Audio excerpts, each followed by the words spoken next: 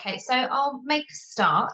Let me know if you can't see my screen. Usual bits and bobs apply. Feel free to unmute yourselves if you have any questions at all, or use the chat bar if you want to add any comments or have any questions on this one. Again, it's a bit different to the webinars I've been doing before, which are more specific to how to do certain projects and tasks within our roles as office managers. I started to think about how crazy my mind has been lately. A lot of you probably know, particularly if you follow me on Instagram or you've been part of the portal for a while or you've been to our events, you'll have seen that the last event last summer I had a big bump because I had a baby in the tummy, and he's now 1, and I've obviously been working at the same time as having him, particularly for the office management portal and keeping that up to date. But yeah, I also have the consultancy, so I've been doing some client work there, here and there, and doing the office management group, business development, and my mind just in relation to work has just been a boggle for a while. And I think lack of sleep hasn't really helped with that. And then there's a number of other personal things. So we're looking at moving home at the moment. Yeah, there's all sorts of stuff, let alone then add to that COVID and coming back from maternity leave now and all those sorts of things.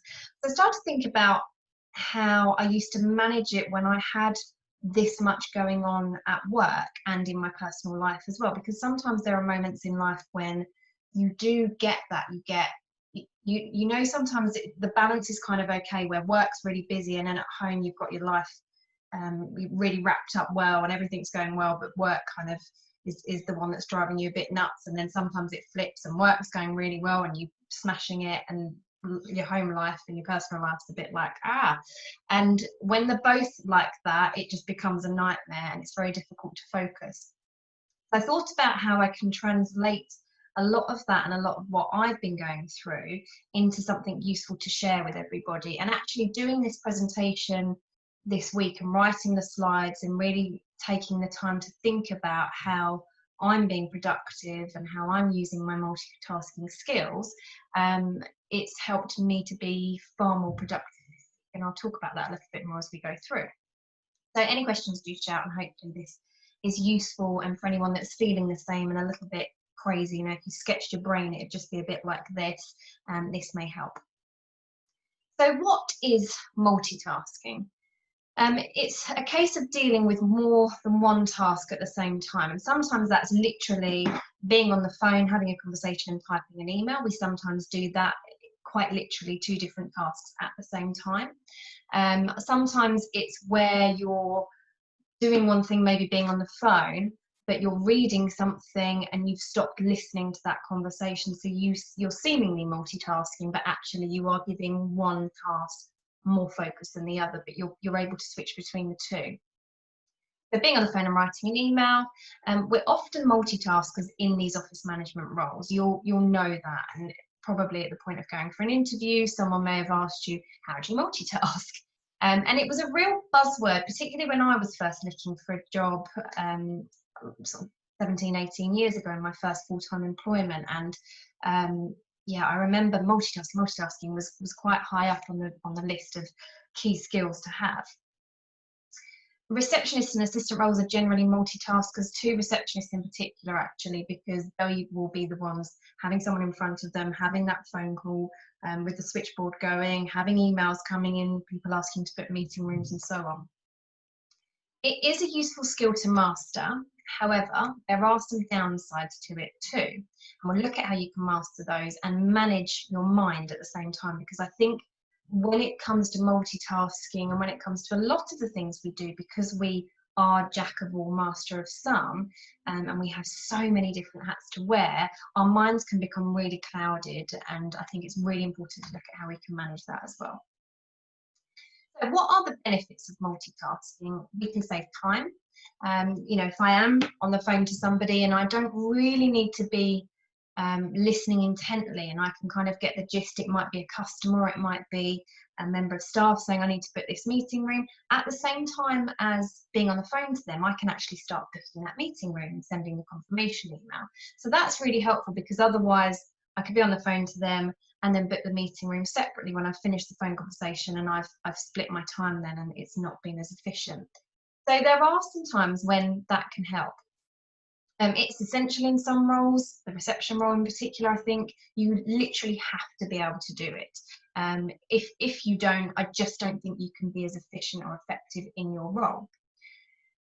It prevents blocking others. So what this means is, if someone needs something from you urgently, you may have to drop or multitask in order to help them and prevent them from slowing down on their particular task. So take it, if you're an executive assistant or a personal assistant, your boss may ring you or may come to your desk and say, you know, Hannah, I need that report that was sent last week from Ted. Can you forward it on to me? And you'll say, yeah, sure, Marta, you know, here it is. And you will need to go and find that file, but at the same time you may have been just finishing something else or still doing something else. So you have to be able to dip in and out and flip quite quickly, or quite literally do the two things in tandem, in order to keep those other people going. So it's useful in that sense. And it's also useful because if you are hitting a brick wall when you're on one task and you haven't finished that task, you can quickly switch to another one. And that's multitasking as well, where you're not finishing one, you're not fully focused on one, and you can flip to another if you've kind of lost the momentum with that specific task. The pitfalls, however, scientifically, and I've been doing a lot of research on this week, there's quite a lot out there, and it's fairly contradictory. The brain's capacity to cope, a lot of people say that basically it's not good for our brains, for our mental health, multitask, and particularly I think longer term to do it. We can't fully focus. What that means is mistakes can happen. There is an increase in room for error, because we are, you know, if I am on that phone call and I'm writing an email to somebody else, I may not have listened to something important they said because I was writing an important bit of the email, and I may have to get them to repeat what they were saying, or I may have just missed it, and then later on they'll say to me, oh, do you remember I told you about that? Not sure. So there are some pitfalls in that sense. It can cause stress. So as I say, some of the research, and I've put a link to a study there, so when I send these slides round later on, and if you want to have a look at further information, you can click on that link. But yeah, it's shown to cause stress according to some studies, and an increase in anxiety and depression as well for people that do it for a sustained period of time. And it's low output and less efficient. So you're busy but not productive. I think sometimes you can be more efficient doing it, but again, longer term, if you're constantly multitasking, you aren't as efficient in the work you're putting out there. So what do we mean by busy versus productive? I think, again, if you're on Instagram or perhaps even LinkedIn, you'll see a lot of things like this, a lot of, you know, particularly in people's stories or on their feed, quotes out here saying things like this: focus on being productive instead of busy. There was this whole, again, you know, going back many years, there was this whole thing about multitasking, but also about being seen to be busy, whereas that's flipped now. And again, a lot of people have recognized the importance of being productive over being busy. So if you have a think about a time when you had a busy day, and you may want to think back possibly to when you were back in the office, did it feel productive, or did it feel like you didn't really get much done that day? I can think back to when I was the operations manager at Berenberg, which is a private German investment bank, one of the longest standing private banks globally. And I was extremely busy. I had a team of 6 or so direct reports, managed the cleaning team, the engineering. We had 360 odd staff, over 65,000 square feet. And it was a really busy office. I was never really able to turn my phone off. You know, I'd have meetings sometimes at 10 o'clock at night. But I remember there was a period not long before I decided to leave, and I was literally, my staff were pretty much running the office. I'd been there for about 1.5 years, and I built up a new team, and I trained them and everything. And they were pretty much running the office day to day. They were doing all the housekeeping checks for me, running reception. I had a housekeeper in every day who was sort of setting up meeting rooms and things, and it all worked pretty seamlessly. So what that meant is I was then doing additional things with my suppliers, people in Hamburg, where the head office was, building sort of strategies and plans and looking at our business continuity and systems that we use and so on. And I just was in back-to-back meetings pretty much every day. I drank so much water because we had this lovely Hilden water on the tables. And I just remember drinking so much, going to the toilet so much, and just being back to back to back to back. And I never really got to sit down anymore unless I booked it in my diary and said no meetings, and actually get proper work done. So I would go home on those days really tired from being busy, but I never really felt like I got anything cleared from my desk. So if you think about that and any days that you can recall or relate to that you've had like that, hopefully you'll be able to identify the difference. And some of those days are good because you need to have those meetings. You need to feel that busyness in order to then be productive. But you need to also be able to identify the difference so that you can see when you're being productive and take pride in that and focus on that. There's a big difference between being busy and productive. Multitasking tends to sit with being busy, constantly switching tasks, but not necessarily finishing or being confident with the finish of any one of those tasks. And you often say yes to everything. We do this a lot in these roles anyway. And I think if anyone joined the session I did last Friday, I talked a little bit about how to say no or say yes in a different way, where you kind of redirect people to find the solution for themselves next time. What that means is that you get very easily distracted by things going on around you by being that yes person as well. You don't take the time to break in between tasks, so your mind hasn't got the opportunity to kind of recoup and recharge. And perfection is often not gained, but you're looking for it, you're trying to find it, and you end up feeling very rushed. And what I mean by that is, I'm a perfectionist, I'm a big perfectionist, and again, it's one of the things when I was younger that I used to say I'm a perfectionist and think that it was a positive skill, whereas actually what would be far better for me to say is I'm an incredibly productive and efficient worker. Perfection doesn't really exist. And the more you strive for it in your work, when, you know, for example, me working on this presentation this week, I checked it over a few times, but actually there may be a typo in here somewhere, there may be a mistake, and that shouldn't happen. But there's only so much I can do to get it to the finished product. And as long as I've focused on it and I've been productive in finishing it, then I can walk away confident and happy. But I don't think I can ever get it perfect. And even now, my judgmental head is probably going to pick something up here and go, oh, I should have written it like that, or put a different image in or whatever. And I think you have to just understand that and accept that nothing will ever be perfect, but you're often multitasking and trying to be perfect, trying to go for perfection, and it really won't be hit when you're multitasking. It just doesn't exist. How to be productive. So staying focused is clearly one of the best ways you can do it. If you are doing multiple tasks at the same time, or you're kind of dipping in and out of one or the other, of two, going from one to the other, and you feel that focus is slipping from one or both of them, stop and choose the one that's more important to work on, or stop both of them and go to something else that you know you can focus on, that motivates you and that you enjoy. Stick to lists. Again, we talked about this in the session last week on office management key skills, but by having something to refer back to, you'll always be able to get back on track when you've had something to multitask, when you've had a distraction and so on and so forth. So having that list, I prefer the handwritten ones personally, and there's something in here as well about writing things down. It really helps our brains physically writing it down to cope with the pressure and the tasks that we have. So having a list somewhere, post-it notes, whatever might work for you to go back to really will help. Staying organised, so keeping tools at your fingertips that you find useful, keep your mailbox, calendar and filing systems in check. I don't mean necessarily clear, because some people, that's just not how they work. For me it is, my inbox is always tidy, it's the first thing I deal with, all the kind of quick wins. But as long as it's a system that works for you and you know that it's your way of being organised and it is an organised way rather than chaos, then that's what I mean there. Removing distractions, so I talked about that a little bit in the other slide. There's some advice that says to write your distractions down. So if you're aware that, for example, particularly when you're working at home at the moment, like I've just clocked my orchid in front of me and thought, oh, I ought to water the plants. Like you have a million thoughts going through your head, right, all the time. Even when I'm talking like this, there's other thoughts coming into my head. And I just saw the plant and thought, I need to water that.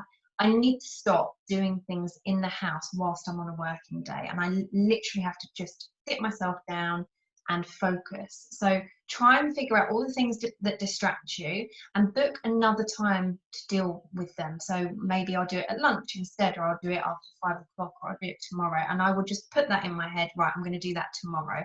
And I might even write it down so that, you know, I've got things to do tomorrow for the house. Change environment if it helps. So if you are working from home, we can go out a bit more now. So can you go and, you know, work from somewhere else? When you're in the office, if you've got an important project or task to do and there's a lot of distraction at your desk, can you go and work from somewhere else, like a meeting room or a pod? Does that help you to refocus? And using music. So I listen to a lot of piano music. I love it. It really inspires me and lifts me. And what it helps focus me as well and give me concentration. And if anyone is the same or is looking for some good music to concentrate with, on Spotify, there's a playlist called Music for Concentration, and it's piano music. And I play it a lot. I played it when I wrote most of this, just so that I've got no noise, because there's no singing in it, there's no voices, it's purely piano, and it just takes me through to that point where I can do it. I have other tracks as well that lift me up, so when I'm doing something like maybe adding some tips and templates to the portal, I have music that's really inspiring, uplifting, and it might be, you know, classic 80s cheese or something, and I have a little dance. But for me to really focus and write something from scratch like this presentation, I need that music for concentration playlist. Make time to stop. So I talked about breaks already, so do make sure you have breaks. There's the Pomodoro technique, if anyone's ever heard of it. Again, there's a link to it later on, but I think it came from like the 1800s or something, and basically this is where you have 25 minutes of working and 5 minutes off, or a few minutes off, not necessarily 5, but you don't work constantly for an hour or an hour and a half. You let your mind rest in between. So you have 25 minutes full on focus, productive, and then you move away and come back to it, and you carry on the cycles like that. Various theories on that, so that's an interesting one to look at and see again what works for you. And prioritizing, review regularly, understand your objectives and your priorities for the day ahead or the week ahead, if you're planning, you know, what your week might look like, and be realistic with deadlines. And understand the difference between progress and perfection, and accept that balance. I talked about that a little bit before, and I think, yeah, you can't always be perfect. So just accepting that you're comfortable and confident with something is probably as good as it can get. And, you know, ask someone else to check something if you want to, because it will just grow that confidence a little bit and come around something you've completed. So how can you master multitasking? Know and accept your limits. So being realistic, and also considering whether multitasking is the right approach to take for a particular task. If you've got a really busy day ahead and you know that you're going to be, particularly when you're back in the office, pulled from pillar to post, chances are you're going to be multitasking a fair bit that day, and sometimes that just can't be helped in these roles. But if you do have certain things that are a priority or important or urgent for that day or that week, and you've got deadlines, make sure you block some time where you can focus and get those done, and outside of that you'll be comfortable with the fact that, okay, I'm going to have to multitask a bit here. And try Eisenhower's principle, which is to distinguish urgent tasks from important. So he breaks it down as important and urgent, important but not urgent, not important but urgent, and not important and not urgent. So having a look at that and breaking your tasks down into those categories will probably help you to prioritize a little bit. Working time blocks, so there's the link I mentioned earlier, that's a really key one. Learn how to concentrate. Don't procrastinate. I do it so much at home, it's a nightmare. I go downstairs to maybe top up my water bottle, and before you know it, I've put the washing on, I've cleaned up. I live with a baby and a 37-year-old guy that sometimes he cleans up after himself, but very rarely does he. So I get distracted and I clean up, because to me, if I know the house is a mess outside of this room, it's a distraction for me. So first thing in the morning, before I sit down to work, I always tidy the house and get it in good order. Today I didn't finish doing that because I thought I'm going to just try and ignore it and get on anyway, because I'll be there forever. So don't procrastinate, recognize when you are, and bed down that new habit. I say this a lot when I'm talking and training people in desk assessments, so DSEs, and training them in how to sit at their desk and set themselves up correctly.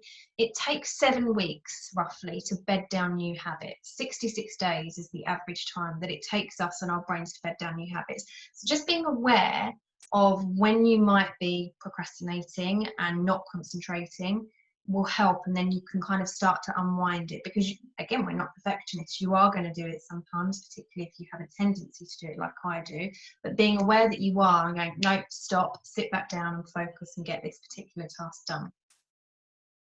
And work and related tasks together. So phone calls that you need to make. I just had to make a few phone calls this morning, so I thought, right, I'll bag all those up into one 20-minute slot. I had to ring a nursery because we're moving, and a few other people. I had some partners that I needed to speak to about our exhibition, had a member that had called me for some advice, and I just bagged them up into the same slot so that I just made phone call, phone call, phone call, phone call, and then came back to other things that I was doing, so that I wasn't picking up a different device, getting distracted, and then doing something else and dipping back in.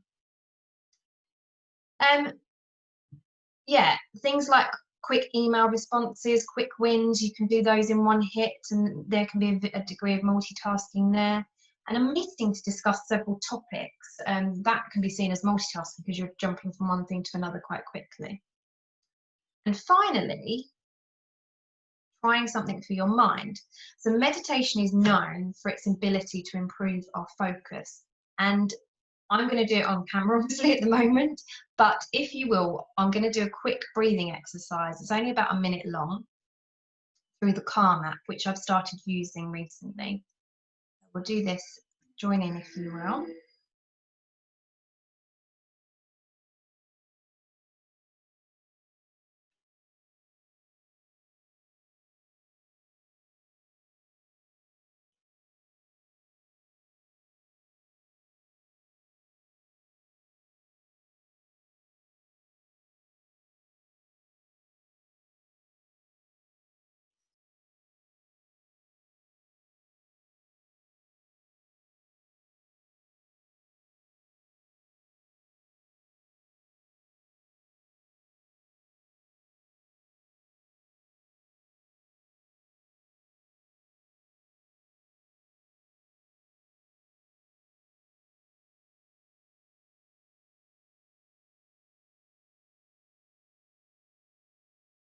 Love that water slide bit.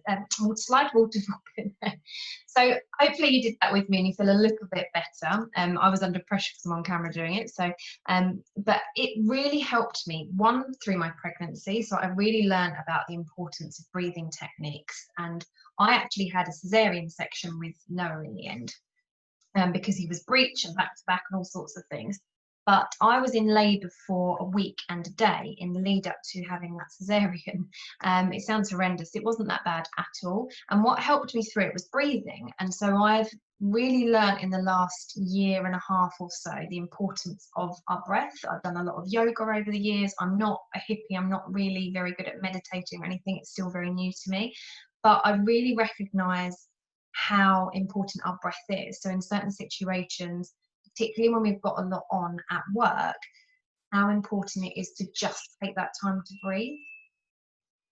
Something that I do each night now before I go to sleep as well is 3 of those. My partner thinks I'm nuts, but he started doing it as well. I thought he was taking the mickey at first, but he actually finds it beneficial as well, particularly when we've had a stressful day or Noah didn't sleep the night before and we get all anxious about what that night might be that's following and all that kind of stuff. It's just a really good way of just releasing for the day. So yeah, at certain points, and apparently it's really good for us and our lungs to have that kind of sigh moment as well. When we sigh, it's actually something we need to do to keep us alive, because the lungs are working constantly to keep us alive, and I think they just need that time sometimes to just have a break themselves. So apparently sighing is good for us. Yeah, doing that before I go to sleep really helps. So how do we blend the two? Our brains, according to all the research that I've read, just aren't really built for multitasking. There's ways that you can do it, as we've been through, that will help enable you to be better at it, but ultimately it's something that you really want to avoid as much as possible, particularly when you've got tasks that are important and you need to focus. Giving your brain a break, refocus and recharge is ever so key. So doing some breathing exercises if that suits you, listening to music, taking a walk, whatever it might be. And one of the things, before I forget actually, is distractions. I've turned my phone off for this session because it's been buzzing away. Some of my neighbours are in a group and they're texting away and all this kind of stuff.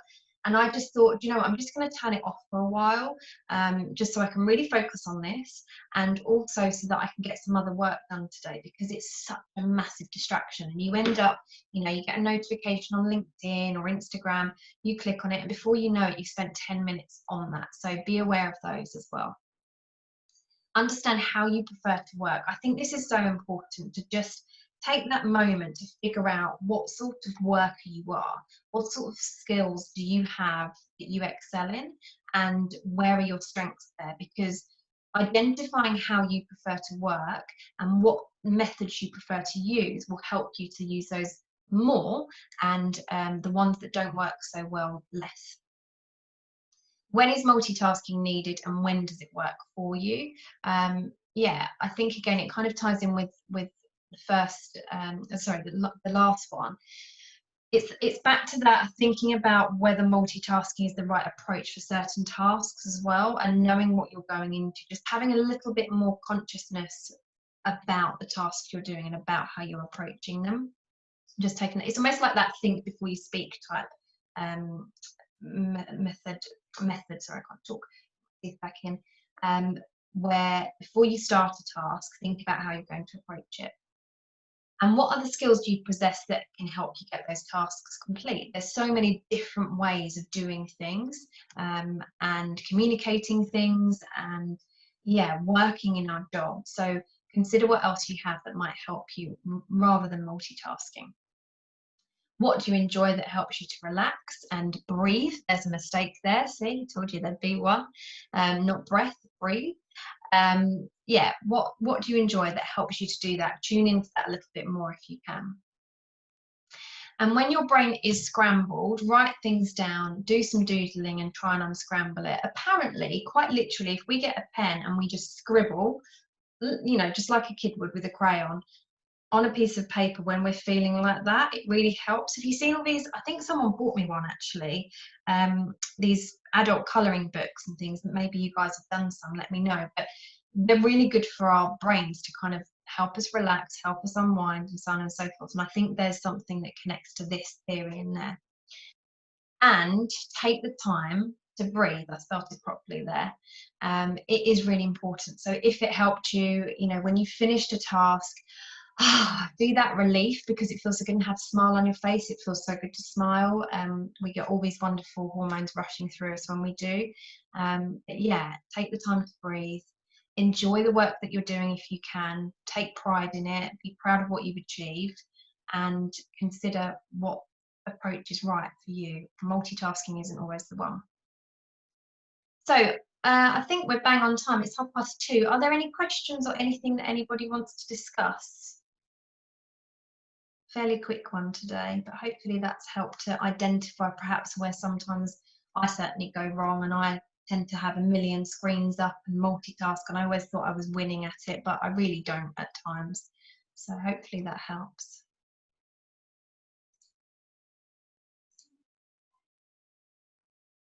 No worries. Thank you. Yeah, I think it does. I mean, hopefully that does resonate with some of you. It can't be helped in these roles a lot of the time, and you get pulled so much. But there are ways to get back on track, regain your focus, and get things done. Okay, all right, I will leave it there, and I will hope to see you all very soon. Have a good weekend. Take care.